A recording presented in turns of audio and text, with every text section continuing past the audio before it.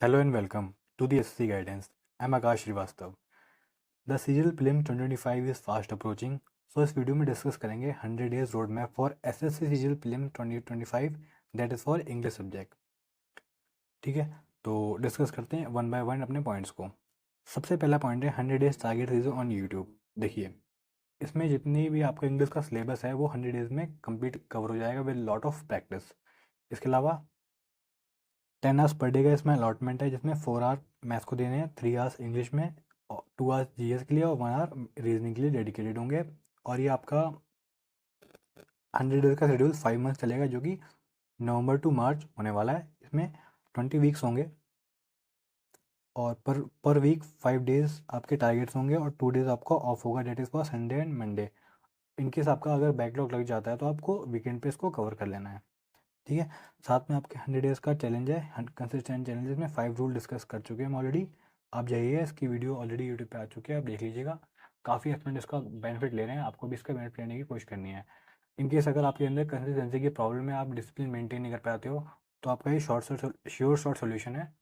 इसके अलावा आपको कहीं भी कुछ भी एक्स्ट्रा करने की नीड नहीं है, बस आपको 5 रूल्स कंटिन्यू फॉलो करने हैं। ठीक है, और इसके अलावा इंग्लिश को आपको 3 आवर्स पर डे देने हैं।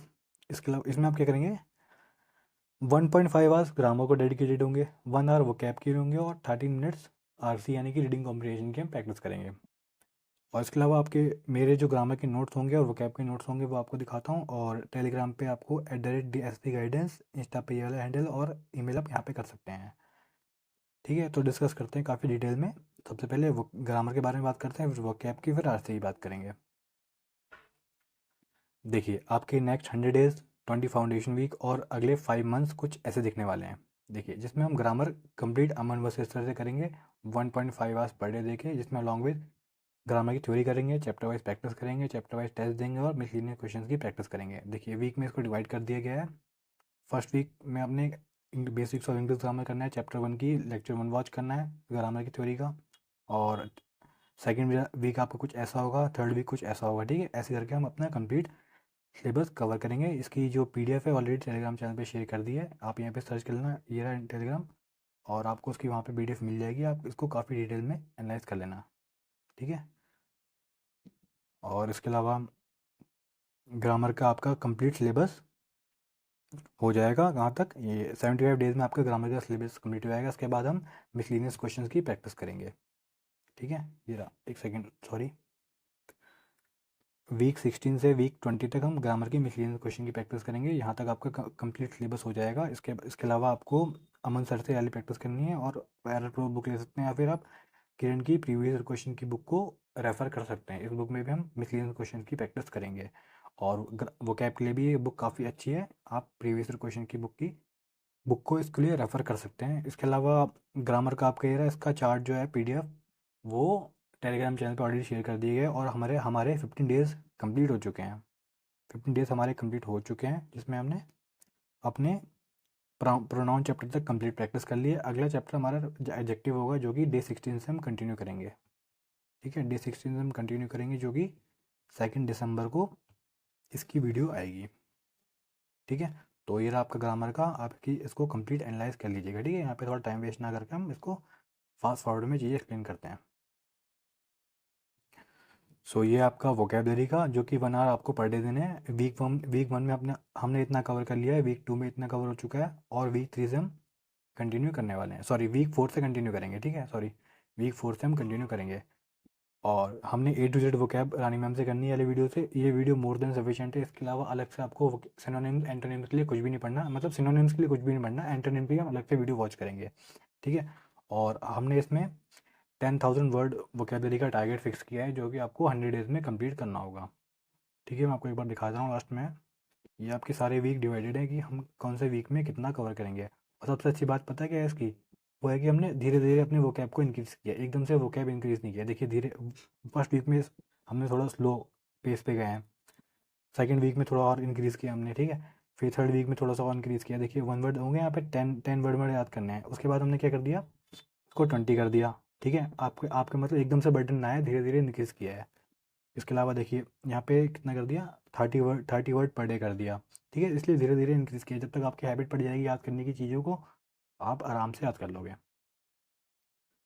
और इसके अलावा क्या है वो क्या था, ठीक है, 10,000 वोकेबलरी इसमें होगी, कवर होगी, जिसमें सिनोनिम एंटोनिम 5,000 प्लस होंगे, वर्ब नोटेशन इतने होंगे और ये होंगे, ठीक है। ये आप देख लेना, इसकी पीडीएफ आपको कंप्लीट टेलीग्राम चैनल पे शेयर कर दिए, यहाँ पे टाइम वेस्ट करने की नीड नहीं है।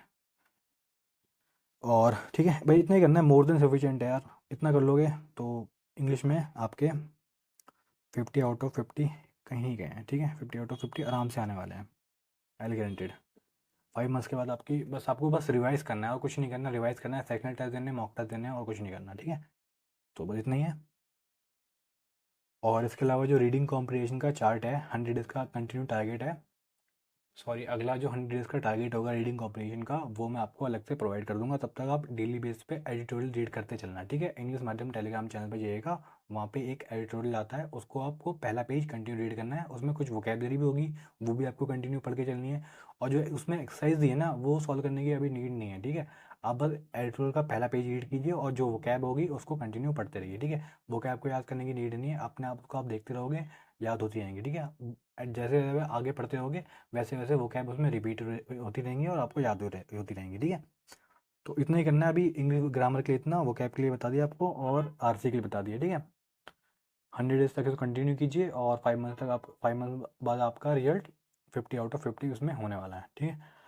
बाकी यार बड़ी बड़ी बातें नहीं करता मैं, लेकिन बस आप करना है आपको, कुछ नहीं इसके अलावा, ठीक है। देखो ये मेरे ग्रामर के नोट्स हैं जो कि मैंने अमन वर्सेस से कंप्लीट पढ़ा था, वहाँ से इसको बना रखे हैं, ठीक है। देखो रिलेटिव प्रोनाउन पढ़ा था सर ने, वो सारा लिख लिया और इसको थोड़ा एक्सप्लेन कर दिया यहाँ पे। बाकी जो एग्जाम्पल लिखवाए हैं, सब्जेक्ट वर्ब ऑब्जेक्ट, सर की सबसे बेस्ट बात है कि सर ना हर चीज़ को पार्ट ऑफ स्पीच में ब्रेक कर देते हैं और चीज़ें अच्छे से क्लियर हो जाती हैं, ठीक है। इतना कर देंगे आपको कि मतलब सेट हो जाएगा माइंड में, इसके अलावा आपको कुछ करने की नीड नहीं पड़ेगी, ठीक है। काफ़ी लॉजिक से पढ़ाते हैं सर, हर एक चीज़ को लॉजिक, कुछ भी रटना नहीं है यहाँ पे, सिर्फ लॉजिक समझना है, ठीक है। एक बार अमन सर से पढ़ोगे आप तो फिर मतलब एडिक्टेड हो जाओगे सर की खास बात यह है कि आप एडिक्ट हो जाओगे उनसे, फिर आप किसी और टीचर को स्विच नहीं कर पाओगे, मतलब वो ग्रामर के लिए कह रहा हूँ मैं, ठीक है। तो ये चीज़ है, ये चीज़ बात तो है, ठीक है। इसके अलावा दिखाता हूँ आपको। सो आगे की चीज़ ये है, देखिए, ठीक है, ये सारी चीज़ें लिख रखी हैं यहाँ पे मैंने, बट मैं आपको रिकमेंड करूँगा, जो हम 1.5 आवर्स में लेक्चर अपने ग्रामर को डेडिकेट कर रहे हैं ना, तो आप उसमें आपको नोट बनाने में काफ़ी टाइम लग जाएगा। तो आप क्या करना, अमन सर के ही क्लास नोट्स परचेज कर लेना, ठीक है। मतलब मैं कह रहा हूँ डायरेक्ट परचेज कर लेना यार, लेने ही आपको वो वाले बेस्ट नोट्स, मैंने देख रखे हैं, बहुत बेस्ट नोट है, ठीक है। जितना भी मैंने नोट्स बना रखे हैं उससे कंपेयर करें तो बहुत अच्छे हैं नोट्स। अमन सर के नोट्स होंगे वो आप ले लेना, आपको बहुत बेनिफिट होगा, ठीक है। जितने के भी होंगे ले लेना यार, टाइम बच जाएगा आपका, काफ़ी टाइम सेव हो जाएगा। बस आपको लेक्चर देखने हैं और नोट्स आपको बनाए बनाए बनाए मिल चुके हैं, आपको बस रिवाइज करना है और प्रैक्टिस करना है, इसके अलावा कुछ भी नहीं करना है, ठीक है। ग्रामर के मैंने तो ये नोट बनाए थे, काफ़ी टाइम लगा था मुझे यार नोट बनाने में, 1-2 घंटे के लेक्चर होते थे तो यार 2 से 3 घंटे तो नोट बनाने में लग जाते थे, ठीक है। तो मैं आपको रिकमेंड कर रहा हूँ कि नोट बनाने में टाइम वेस्ट मत करना, सीधे नोट्स परचेज कर लेना, ठीक है। ये ग्रामर के नोट्स हैं, इसके अलावा वो कैब के नोट्स दिखाता हूँ आपको। वो कैब के भी नोट्स बनाने की ऐसा नीड नहीं होती, लेकिन मैंने बनाए थे नोट्स, और वो कैब मैंने रानी मैम से की थी। देखो ये सारे नोट्स बना रखे हैं, आप चाहें तो बना लेना, लेकिन आपको पीडीएफ मिल जाएगी, पीडीएफ से कर लेना, ठीक है। ऑगमेंट हो गया, इंक्रीज करना, increase, accelerate, amplify, propel, aggrandize, escalate, elevate, मतलब रट गए थे यार ये सारी चीज़ें, एक एक पॉइंट याद था मुझे, ठीक है। बस क्या करता था मैं, रीडिंग करता था खाली, decrease, abbreviate, abridge, short and diminish, decline, अपने पेज में, मतलब जैसा मुझे याद हो रहा है मन में बोल के जैसे भी करके, मैं इसको एक बार देखता था, एक बार गो थ्रू होता था, बस अपने आप सारे वर्ड याद होते थे।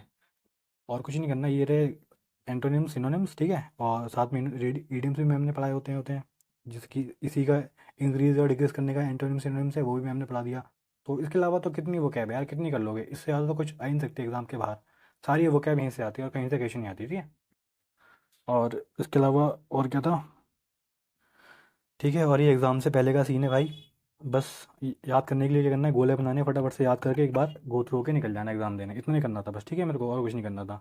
तो ये सारे वो कैब मतलब भर रखी है यार, तो कितने पेज हैं, 21 पेज हैं, 100 से ज़्यादा पेज होंगे, ठीक है। बहुत काफ़ी वर्ड लिख रखे थे मैंने, बाद में मैंने देखा कि इतने इतने लिख कैसे दिए मैंने यार, ठीक है। तो देखो ये रहे ईडियम्स और फ्रेजेस के नोट्स, ठीक है। तो ये मैंने प्रैक्टिस शीट से बनाए थे रानी मैम के, मतलब वो कैब से, मतलब मुझे नोट्स बनाने का काफ़ी ऑब्सेशन था कि मैं बिना नोट्स बनाए याद नहीं कर पाता चीज़ें, तो मैं सारी चीज़ें लिख लिया करता था, ठीक है। जब लिखता था तो आधी चीज़ें याद हो जाती थी मेरे को। तो आपसे रिकमेंड, मतलब आपको सजेस्ट करूँगा कि आपके पास टाइम है तो लिखना, अदरवाइज़ पीडीएफ से ही पढ़ना, ठीक है। ऐसा कुछ नहीं है कि लिखना ही पड़ेगा, लिखना ही चाहिए। तो मतलब मेरे पास टाइम था इसलिए मैंने लिखा था अच्छा खासा, आप चाहें तो उसको डायरेक्ट पीडीएफ से याद कर सकते हैं, ठीक है। तो कम पड़ गए थे यार, मतलब बुक से भी कम पड़ गए थे तो सीट से निकाल लिए थे, तो काफ़ी लिख रहे थे, ठीक है। ठीक है, आई होप आपको यहाँ तक चीज़ें क्लियर हो गई होंगी। तो ये अपना इंग्लिश का कंप्लीट 100 डेज़ का रोड मैप है जो कि आपको कंटिन्यू फॉलो करना है, ठीक है। और इसके अलावा आपके जो भी डाउट होंगे इंग्लिश को लेके वो आप कमेंट कर देना, वो आपको मैं बता दूंगा। और ठीक है, बस मिलते हैं फिर 100 डेज़ के बाद, देखना 50 आउट ऑफ 50 आराम से हैं, ठीक है। तो मिलते हैं अगली वीडियो में, तो ध्यान रखो। जय हिंद।